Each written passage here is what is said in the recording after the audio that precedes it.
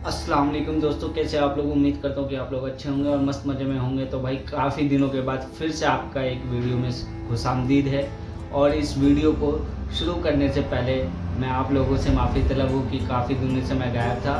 तो बिना time waste किए हुए ही इस वीडियो की शुरुआत करते हैं। हमारी ज़िंदगी में है ना, बहुत ज़्यादा अकेलापन होता है और हम अपने लक्ष्य की ओर जब बढ़ते हैं तो हमें कई सारी कठिनाइयों का सामना करना पड़ता है।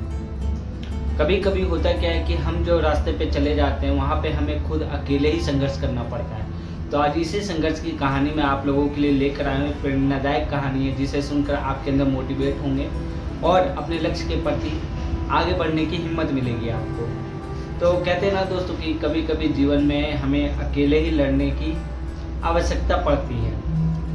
ये कहानी एक ऐसे लड़के की है जो आगे तो बढ़ना चाहता था, लेकिन ना ही उसके साथ कोई दोस्त थे, ना ही उसके साथ कोई परिवार था और ना ही उसके साथ माता पिता थे।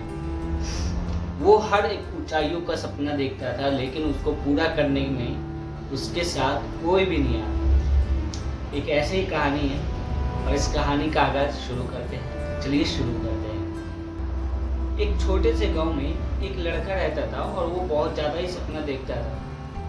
सपने देखते देखते वो उसको पूरा करने की जो मेहनत होती है और जो कंसिस्टेंसी होती है, निरंतर उसको प्रयास करता रहता और उसमें वो आगे बढ़ता रहता। उसके जो परिवार है वो भी उसके सपने को समझ नहीं पा रहे थे और वो क्या करता नहीं करता, बेचारा मायूस होकर हमेशा दिन काटता रहता था। उसको ये लगता कि मैं अकेलापन, जो मेरा अकेलापन है वो उस जंजीर में जकड़ा हुआ है, उससे वो बाहर आना चाहता था, लेकिन वो समझ नहीं पा रहा था कि वो क्या करे, ऐसा क्या करे कि वो उस ऊंचाइयों पे पहुंच सके और अपने परिवार को समझा सके कि हाँ मैं इस काबिल हूँ। चलते चलते वो एक गांव से दूसरे गांव में चला जाता है। जब वो उस गांव में पहुंचता है तो उसे एक लाइब्रेरी दिखती है। वहाँ काफ़ी सारे बुक होती है। उसे देखकर वो चौंक जाता है और वो मन ही मन सोचता है कि इतनी अच्छी जगह भी है और मैं अपने गांव में ही पड़ा हुआ था। मोरल ऑफ द स्टोरी दोस्तों कि अगर आपका जहाँ पे हो वहाँ पे अगर आपका स्कोप नहीं दिख रहा है तो आपको दूसरे जगह प्रवेश करना चाहिए। हो सकता है कि अगर मुझे यहाँ सफलता नहीं मिल रही है तो मुझे आगे चल के सफलता मिलेगी। मैं कहीं और आगे जाऊँ, दूसरी जगह जाऊँ, दूसरे शहर जाऊँ, दूसरे सिटी जाऊँ, वहाँ पे मुझे भी हो सकता है कि मेरे लिए जो स्कोप है, जो मेरा स्किल है वो काम आ जाए। तो वो बच्चा भी ऐसे ही आगे बढ़ा, गांव में गया, लाइब्रेरी मिली, बहुत सारी किताबें मिली, वो खुश हो गया और मन ही मन अपने अंदर के आत्मविश्वास को और पैदा कर लिया। और वो उसने तय किया कि अब मैं यहीं पे दिन काटूंगा, यहाँ पे आऊँगा, सुबह शाम तक रहूँगा और फिर घर जाऊँगा।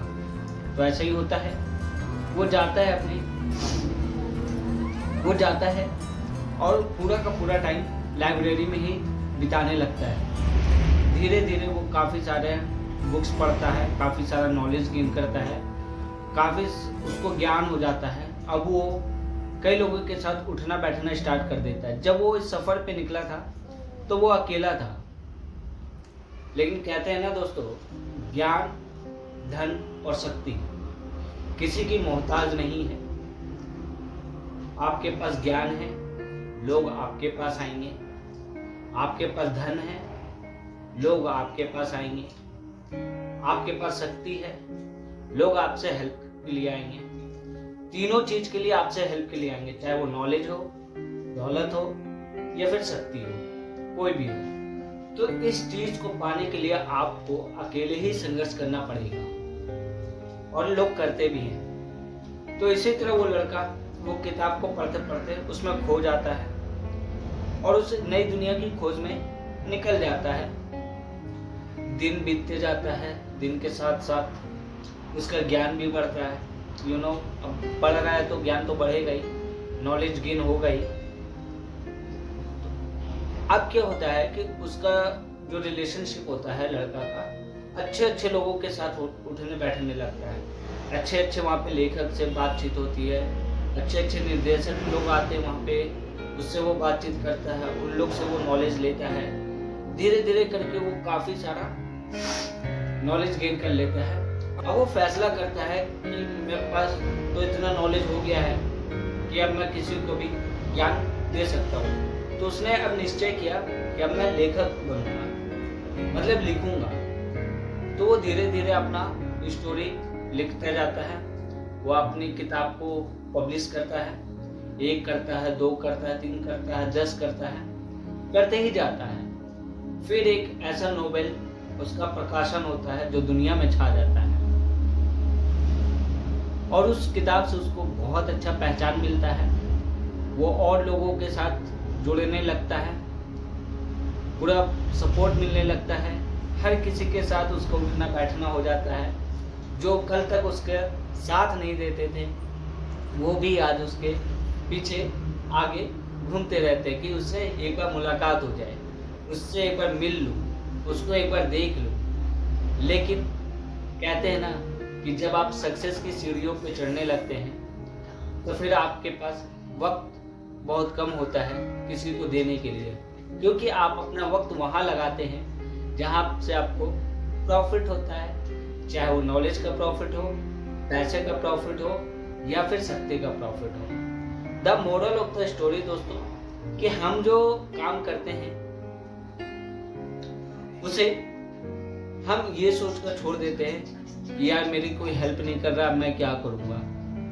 मैं एक चीज़ बताना चाहता हूँ, आप लोगों से बोलना भी चाहता हूँ कि किसी के भरोसे क्यों बैठना है।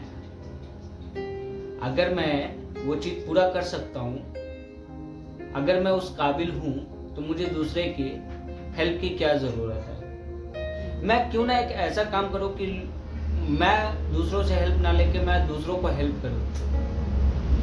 उससे क्या होता है कि जो जिस वक्त मुझे हेल्प की ज़रूरत थी वो लोग मेरे साथ नहीं खड़े थे, लेकिन जिसको अब हेल्प की ज़रूरत है, मेरी हेल्प की ज़रूरत है, तो मैं उसके साथ खड़ा रहूँगा। तो हो सकता है कि मेरा जो नॉलेज है वो और किसी के काम आ जाए।